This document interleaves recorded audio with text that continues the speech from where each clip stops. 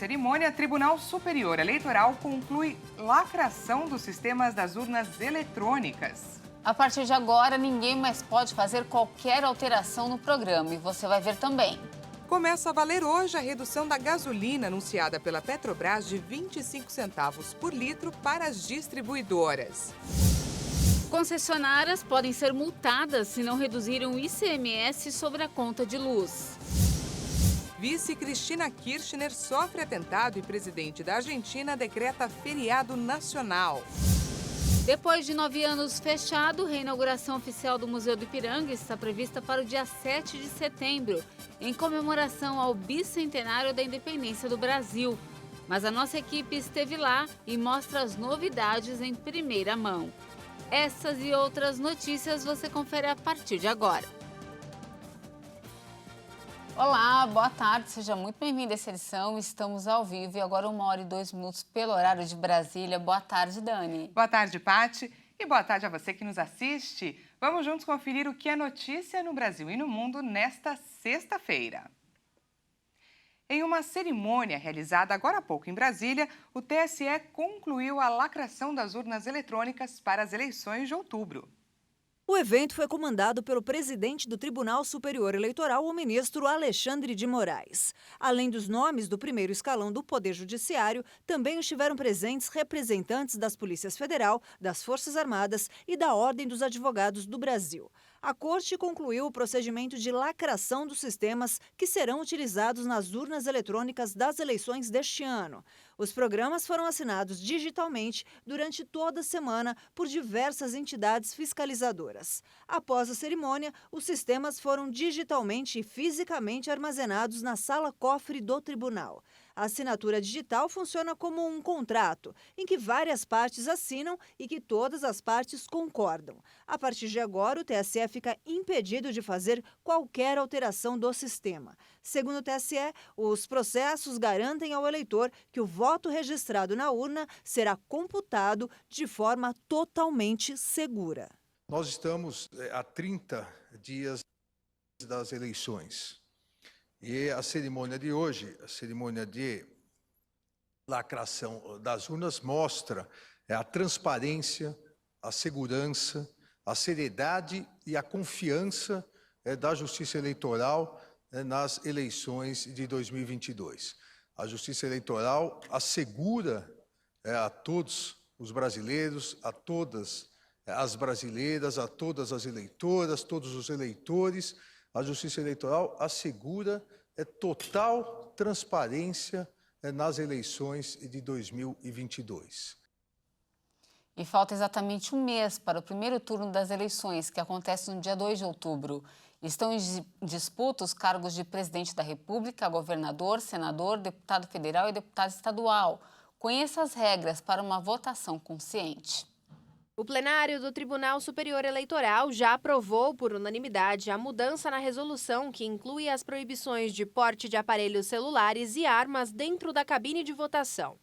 Pela decisão, a resolução define que na hora de ir às urnas é proibido portar aparelhos de telefonia celular, máquinas fotográficas, filmadoras, equipamentos de radiocomunicação ou qualquer instrumento que possa comprometer o sigilo do voto, mesmo que desligado. O texto aprovado acrescenta que o mesário deve perguntar ao eleitor se carrega algum celular ou outro aparelho que possa registrar ou transmitir o voto e reter tais aparelhos até que a pessoa saia da cabine de votação. Caso o eleitor se recuse a responder ou a entregar o aparelho, ele não será autorizado a votar e a mesa deve acionar a força policial para que tome as providências necessárias. No caso de porte de armas, a resolução diz que a Força Armada deve se conservar a 100 metros da sessão eleitoral e não pode se aproximar do local de votação nas 48 horas que antecedem o pleito e nas 24 horas que o sucedem. Quem desrespeitar a proibição deve ser alvo de prisão em flagrante por porte ilegal de armas. O governo afirmou que vai cobrar uma multa diária da concessionária que não reduzir o valor da conta de luz. A decisão foi publicada no Diário Oficial da União. O Ministério da Justiça informou que vai cobrar multa diária de R$10 mil das concessionárias de energia elétrica que não reduzirem o imposto sobre circulação de mercadorias e prestação de serviços na conta de luz. O projeto complementar, que limitou a 17% ou 18% a cobrança do ICMS sobre a energia elétrica, foi sancionado em junho, mas não houve o desconto do percentual por parte de algumas unidades da federação. A determinação faz parte do esforço para garantir apoio econômico, principalmente para a população de baixa renda. As empresas devem parar de incluir os serviços de transmissão e distribuição de energia, além dos encargos setoriais, na base de cálculo do ICMS na fatura emitida ao usuário final. O Ministério afirmou que não é justificável a base de cálculo contendo as tarifas, já que o fornecimento de energia foi definido como item essencial. Com isso, as concessionárias terão que comprovar o cumprimento da medida, apresentando até o 5º dia útil do mês seguinte ao ciclo de medição um exemplo de fatura enviada aos consumidores. E como hoje é sexta-feira, todo mundo quer saber como fica o tempo para o fim de semana. E olha, a maioria das áreas do Brasil tem enfrentado calor intenso, mas atenção, uma nova frente fria está se aproximando do país e deve aí derrubar as temperaturas novamente entre as regiões sul, sudeste e também em algumas partes do nordeste. Vamos juntos ao vivo com a câmera 10 lá fora, conferir como está o tempo nesse momento. Céu aberto, sem previsão de chuva e a temperatura em elevação. De volta comigo? Vamos conferir a previsão para algumas cidades do país?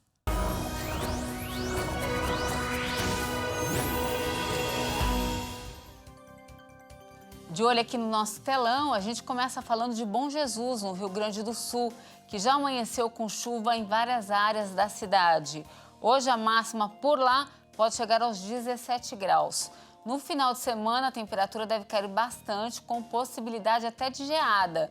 No sábado, a mínima é de 2 graus e a máxima de somente 13. E no domingo, olha só, mínima de 0 graus e máxima somente de 14. No Rio de Janeiro, a sexta-feira também será bem quente. Hoje, a máxima na capital fluminense deve chegar aos 31 graus. Mas no final de semana, o tempo deve começar a mudar por lá. No sábado, deve ter sol e calor intenso pela manhã e início da tarde, com máxima de 33 graus. Já no domingo, o tempo deve ficar instável na maioria das áreas da cidade e a máxima não vai passar aí dos 22 graus. Para finalizar, a gente volta a falar aqui de São Paulo. A expectativa para hoje é de um dia quente, com máxima de 29 graus. No sábado, o calor deve continuar com máxima prevista de 26, mas, assim como no Rio de Janeiro, o tempo também vai começar a mudar por aqui. O domingo será de tempo encoberto e chuva na capital paulista, com mínima de 12 e máxima de apenas 17 graus. Já separa o casaco. E veja a seguir. O presidente argentino declara feriado nacional nesta sexta-feira após ataque contra Cristina Kirchner. E ainda, depois de 9 anos fechado, reinauguração oficial do Museu do Ipiranga está prevista para o dia 7 de setembro, em comemoração ao bicentenário da independência do Brasil. Mas a nossa equipe esteve lá e já já você confere as novidades em primeira mão.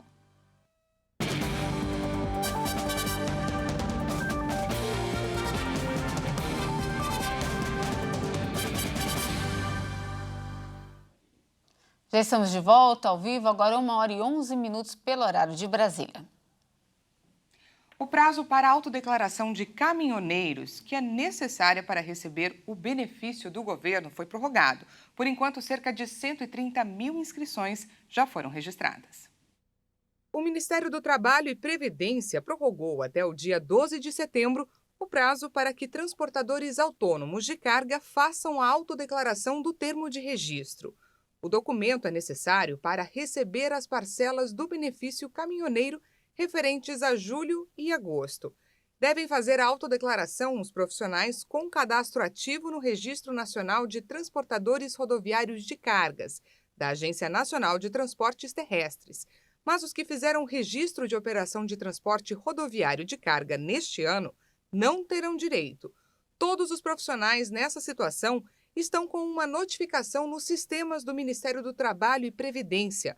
O acesso pode ser feito pelo portal Emprega Brasil ou pelo aplicativo da Carteira de Trabalho Digital.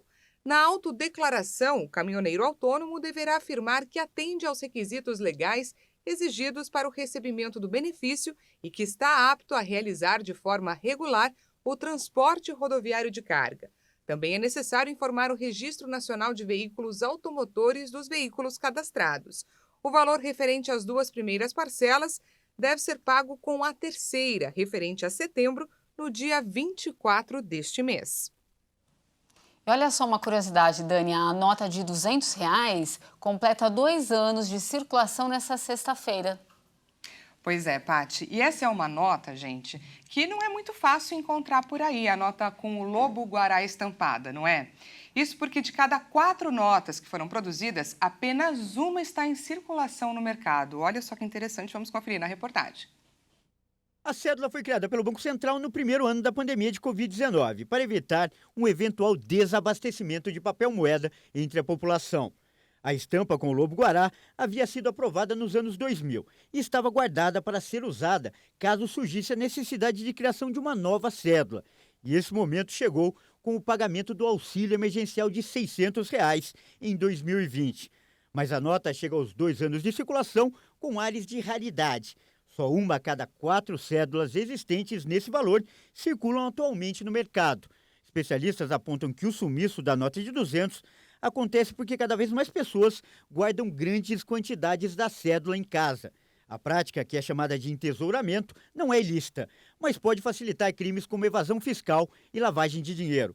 Outra hipótese é que a popularidade do Pix tenha levado menos consumidores a usarem dinheiro em espécie. No destaque internacional, um homem tentou atirar contra a vice-presidente argentina Cristina Kirchner na noite de ontem. Esse foi o evento mais grave dos últimos 40 anos na Argentina. Para que a população possa se expressar em defesa da democracia, o presidente Alberto Fernandes declarou feriado nacional nesta sexta. O incidente chocante provocou uma onda de indignação por parte dos líderes latino-americanos. Frente ao domicílio da vice-presidenta, em frente à casa da vice-presidente, um homem apontou uma arma de fogo para a cabeça dela e puxou o gatilho. Cristina continua viva porque, por um motivo ainda não confirmado tecnicamente, a arma, que tinha 5 balas, não disparou apesar de ter sido acionada. Não se disparou pese a haver sido gatilhada. O presidente Alberto Fernandes afirmou que este é o evento mais grave desde que a Argentina recuperou a democracia em 1983. E declarou esta sexta-feira feriado para permitir que as pessoas se expressem em defesa da democracia e em solidariedade à vice-presidente. Cristina Kirchner liderou o país de 2007 a 2015 e agora enfrenta acusações de corrupção. O ministro da Segurança, Aníbal Fernandes, disse que o suspeito foi preso na noite de quinta-feira. A imprensa local informou que o homem é um brasileiro de 35 anos. A motivação do crime ainda é desconhecida. O chefe da Agência Internacional Atômica afirmou que a integridade da usina nuclear de Zaporizhia foi violada várias vezes. A declaração foi feita logo após uma visita ao local. A equipe de especialistas da ONU chegou ao território ucraniano ocupado pela Rússia em meio a intensos conflitos e bombardeios. Após a visita, o chefe da Agência Internacional de Energia Atômica, Rafael Grossi, disse que a integridade da usina nuclear de Zaporizhia foi violada várias vezes. 5 espectadores da agência ainda permanecem no local para avaliar melhor os danos causados. O objetivo é garantir que os sistemas de segurança e proteção estejam funcionando corretamente, além de fiscalizar as condições de trabalho de ucranianos que seguem operando a usina. A usina nuclear de Zaporizhia tem sido controlada pelas tropas russas desde o início da invasão na Ucrânia. E Kiev acusa Moscou de usar a instalação para proteger suas forças, uma acusação que a Rússia nega ao rejeitar pedidos para retirar as tropas.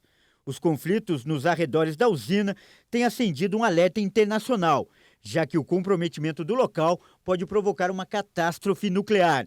Os 2 países seguem trocando acusações sobre a autoria dos ataques.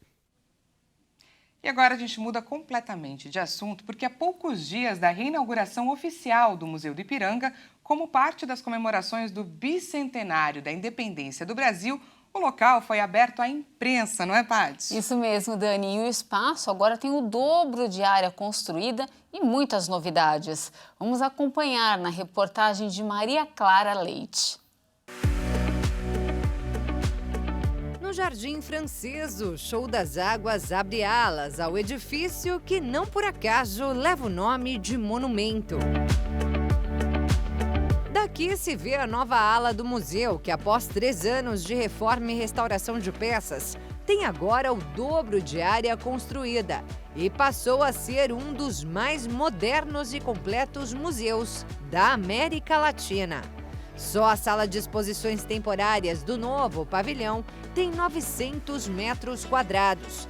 Aqui serão expostos acervos rotativos de outras instituições, inclusive internacionais. Esse espaço também conta com uma nova bilheteria, café, loja, espaços de atendimento educativo e um auditório para 200 pessoas. O local ainda recebe os últimos retoques para a inauguração oficial do museu no dia 7 de setembro, como parte das comemorações do bicentenário da independência do Brasil. O museu, na verdade, ele não nasce como museu, ele nasce como um monumento à independência, né? E agora, no bicentenário da independência, ele ganha o seu auge do ponto de vista de visibilidade e possibilidade, através não só do edifício, mas também das exposições, a gente discutir a nossa identidade e a nossa história. No saguão do edifício Monumento, uma história do Brasil é contada. O nome é exatamente esse, né? Uma história do Brasil, para que nós possamos fazer essa reflexão de que é uma interpretação e uma interpretação com uma data, né? Foi uma interpretação feita aí no começo da década de 20 para as comemorações do primeiro centenário. Nas salas localizadas na parte inferior do prédio, a trajetória do museu é narrada com riqueza de detalhes.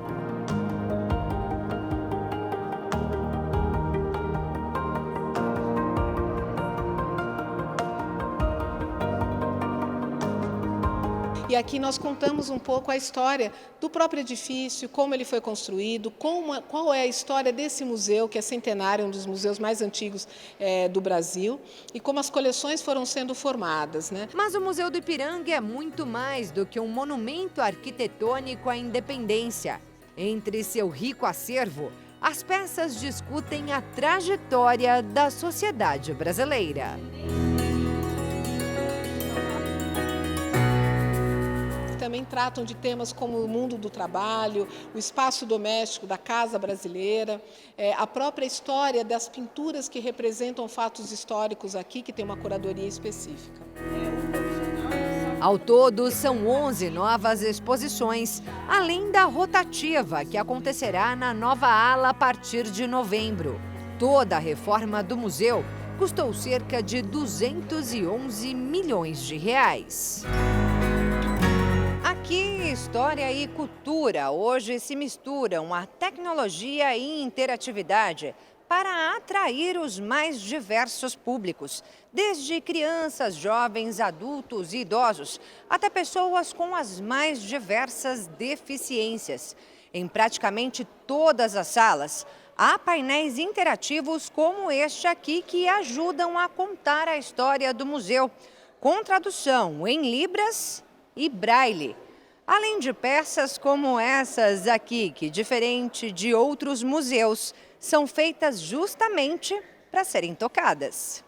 Praticamente é uma aula à parte, se aprende muito com as exposições através desses recursos de multimídia. Mas não só isso, durante todos os projetos nós tivemos, por exemplo, projeções 3D, nós tivemos games para trazer o acervo, a relação com o edifício através de gamificação. Portanto, nós estamos trazendo, através de estratégias digitais, o público mais jovem para se interessar pelo museu. Uma atração imperdível que, além de exposições, ainda conta com outras atividades culturais. O museu tem aí uma tradição de saraus que ele realizava no Salão Nobre, saraus musicais, e a ideia é que com a nova área de acolhimento, nós teremos um novo auditório, a gente retorne com essa programação, porque é um passeio para a família toda, né? Depois da inauguração oficial no Dia da Independência, apenas para funcionários que participaram dessa grande obra, seus familiares e 200 alunos de escolas públicas, o Museu do Ipiranga será reaberto ao público em 8 de setembro. Durante 2 meses, a entrada será gratuita. A partir das 10 horas da manhã do dia 5 de setembro, o agendamento estará disponível no site museudoipiranga.org.br.